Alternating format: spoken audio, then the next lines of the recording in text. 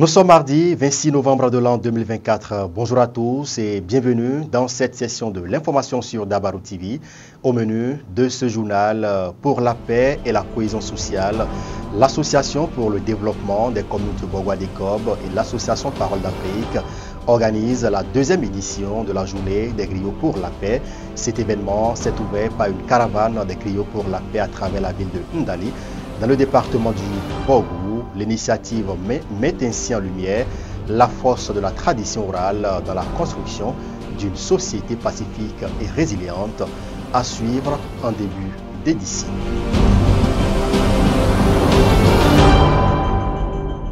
Une dizaine d'étudiants de la 4e promotion du Centre de formation au métier de l'audiovisuel et du numérique CEFOMAN Dabarou ont présenté les résultats de leurs travaux de recherche devant des jurys. La soutenance de fin de formation s'est déroulée au siège du groupe de presse Dabarou à Parakou et intervient un an après la formation théorique et pratique. Le maire de Parakou, Inoussa Zimé Chabi, a lancé sa tournée de réédition de comptes pour la deuxième fois au titre de cette année 2024 du 1er au 3e arrondissement. En passant par le 2e, les actions menées par le conseil municipal ont été exposées aux populations. On en parle en pied d'édition.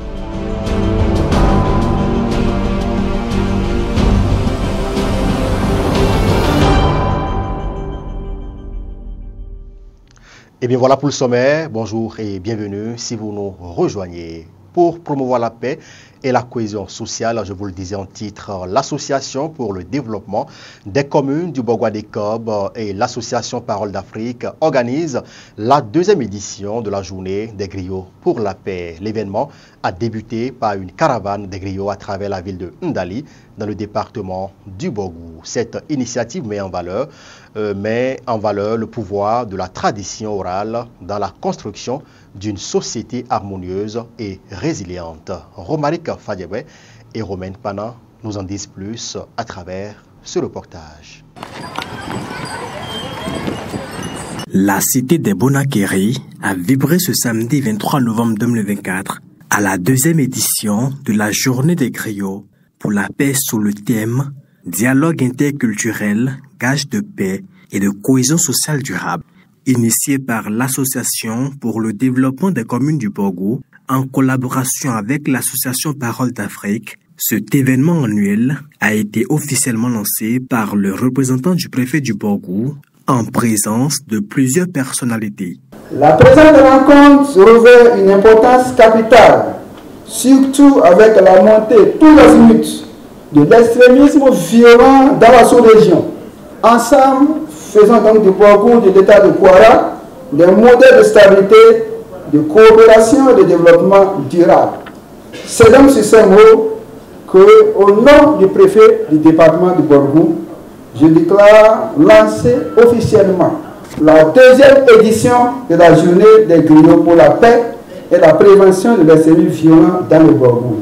Les manifestations de ce cadre de concertation ont démarré par une grande caravane de promotion à travers les rues de Ndali. Le but principal de l'activité est de sensibiliser les communautés locales et transfrontalières à l'importance de la paix, de la cohésion sociale et de la prévention de l'extrémisme violent. L'objectif de cette journée est clair: renforcer les compétences des griots, mobiliser nos jeunes et toutes nos communautés en tant qu'acteurs de paix, réaffirmer l'importance de notre patrimoine culturel dans la prévention de l'extrémisme violent et renforcer la collaboration et le dialogue transfrontalier en faveur de la paix et du développement. Nous devons unir nos forces pour bâtir une paix durable. Cet événement a été possible grâce au soutien continu de la coopération suisse et de l'Agence béninoise de gestion intégrée des espaces frontaliers. La coopération suisse se réjouit d'être associée et de prendre part à cette deuxième édition de la journée des griots pour la promotion de la paix et la prévention de l'extrémisme violent. Cet événement incarne parfaitement les valeurs que nous défendons: la paix, la cohésion sociale et le développement durable à travers la mobilisation des communautés locales. L'Agence béninoise de gestion intégrée des espaces frontaliers a vraiment le plaisir de l'organisation de cette journée des griots pour la paix.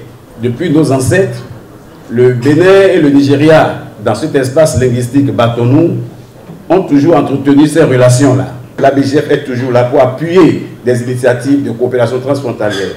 Présence remarquable aux côtés du Premier ministre de l'Empereur de Niki, de l'émir Sabik Basit II, de Yasikira au Nigeria. Faisant partie de cette délégation, le représentant du chairman de Kosobosu a salué, à la suite du haut-commissaire à la sédentarisation des éleveurs, la bonne collaboration entre le Bénin et le Nigeria. Si les préfets et les gouverneurs de part et d'autre des frontières continuent d'échanger, continuent de construire sur un certain nombre de piliers, cela veut dire que c'est une interpellation forte qui est adressée à nos États pour qu'on puisse voir sur quoi nous allons nous appuyer pour dynamiser cette coopération séculaire qu'on a toujours connue et cette harmonie qu'il y a eu entre nos différents peuples. C'est very important que la bonne collaboration entre la communauté béninoise et la communauté nigériane dans cet espace Barogou, heureusement, est une collaboration séculaire. Il faut saluer l'intelligence de nos autorités. Comme la première, la deuxième édition a été très riche en communication. Et pour rester fidèle à l'objectif des échanges sur la collaboration transfrontalière entre le Bogo et le Kwara States, un atelier de formation des griots et le grand spectacle des griots pour la paix sont entre autres activités menées.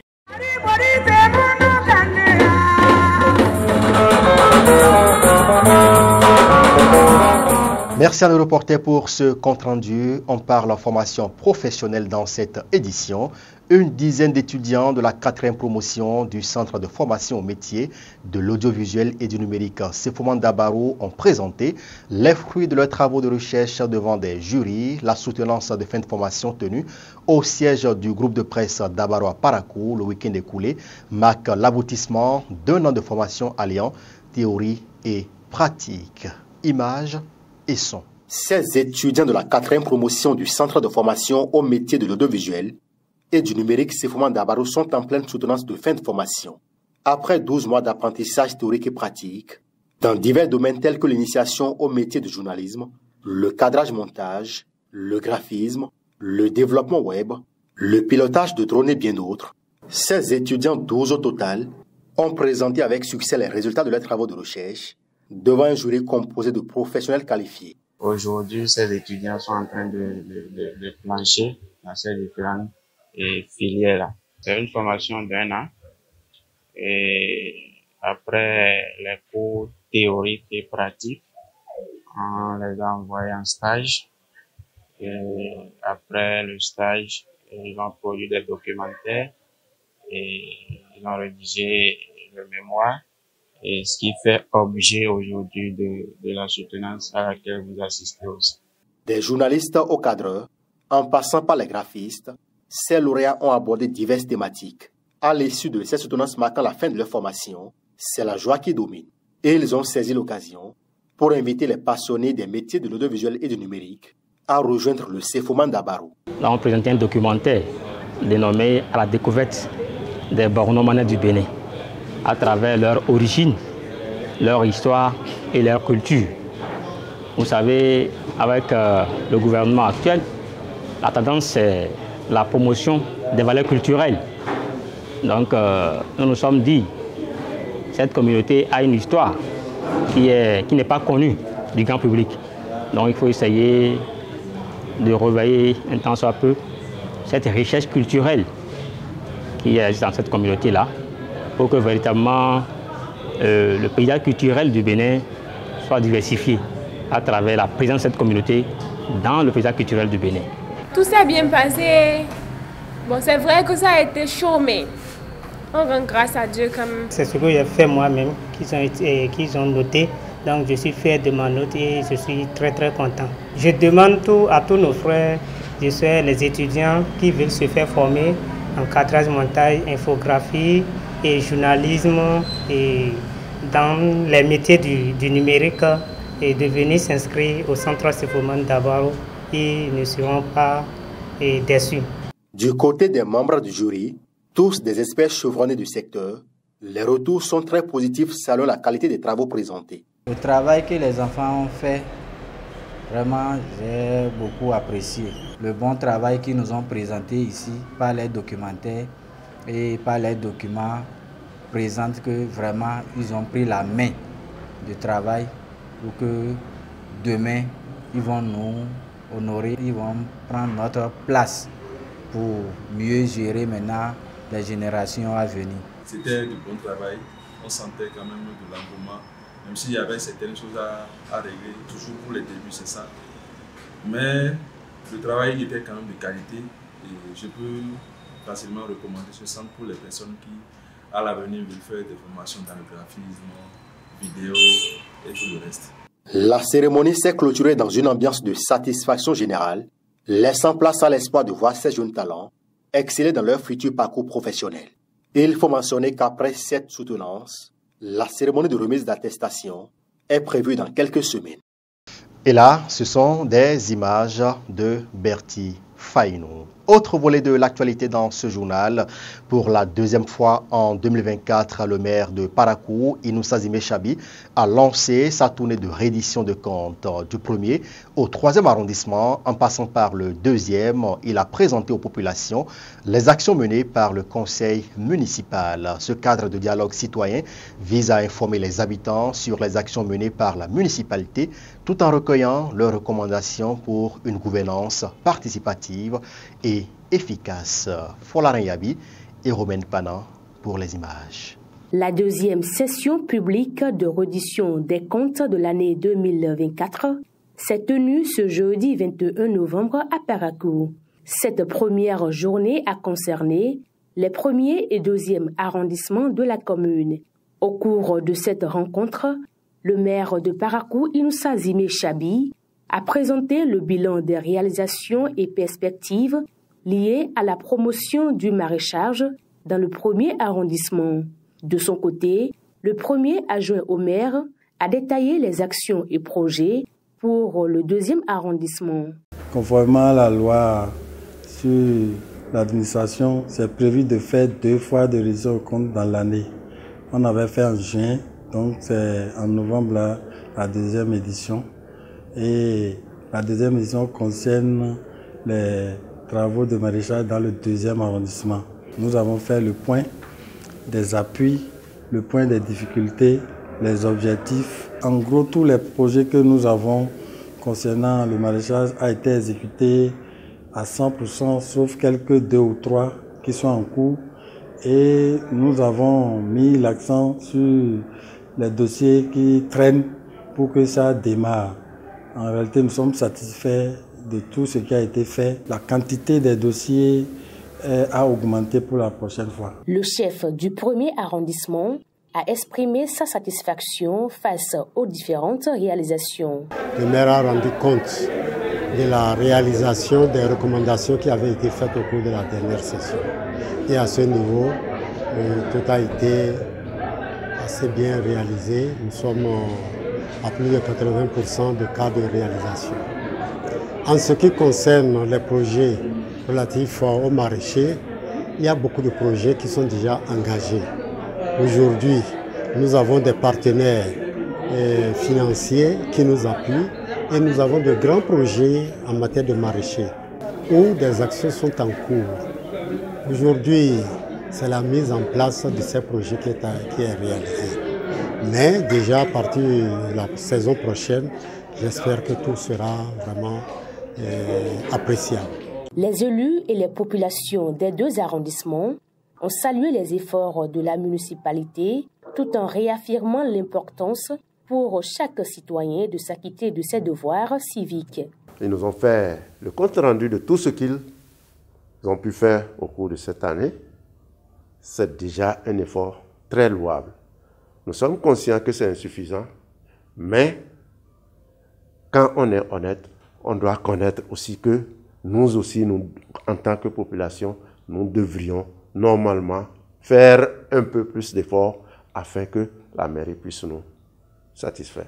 Après une activité confiée par la population, il faut toujours rendre compte pour le bien-être. ce que nous n'avons pas pu faire et là où nous avons failli, que nous essayons de rattraper cela en renforçant notre participation afin que prochainement la cagnotte soit un peu plus élevée, que les réalisations soient un peu plus élargies. Les échanges ont également permis aux chefs de quartier et aux populations d'exposer leurs préoccupations. Les élus municipaux ont répondu à ces interrogations afin de garantir une meilleure information et une compréhension partagée des enjeux locaux. Et là, il faut mentionner que cette tournée de reddition de comptes a permis aux populations de ces 3 arrondissements d'avoir une idée claire des actions menées par le conseil municipal au titre de cette année 2024 qui s'achève. Les informations 24 sur le continent, les autorités de Côte d'Ivoire confirment le démantèlement d'un réseau terroriste en juillet dernier à Abidjan. Selon le journal français Le Monde qui révèle ces informations, 6 personnes originaires d'Irak et de Syrie et liées au groupe terroriste d'État islamique ont été arrêtées dans la capitale ivoirienne. Ils prévoyaient de rejoindre l'Europe et ces suspects avaient des connexions jusqu'à Madagascar où des membres du même réseau ont aussi été interpellés avec l'appui des renseignements français et américains. Au Tchad, le Conseil constitutionnel a dévoilé le 25 novembre dernier la liste définitive des candidats aux élections législatives du 29 décembre boycottées par une frange importante de l'opposition. Parmi les candidats du MPS, le parti du défunt président Idriss Déby, aujourd'hui principal soutien de son fils et successeur, Mahamad Idriss Déby, dont les dossiers avaient été rejetés par l'agence électorale. Le Conseil a confirmé l'inéligibilité de son secrétaire général, Mahamat Zen Bada, mais repêché 2 autres figures pour prendre part à ces élections législatives. Et c'est sur cette information, mesdames et messieurs, que ce journal se referme. Merci de nous avoir suivis. Merci également aux équipes de préparation et de livraison de cette édition. Romaine Pana, Sabiou Chabiadamou. Merci de nous avoir suivis. Bon mardi à chacun et à tous.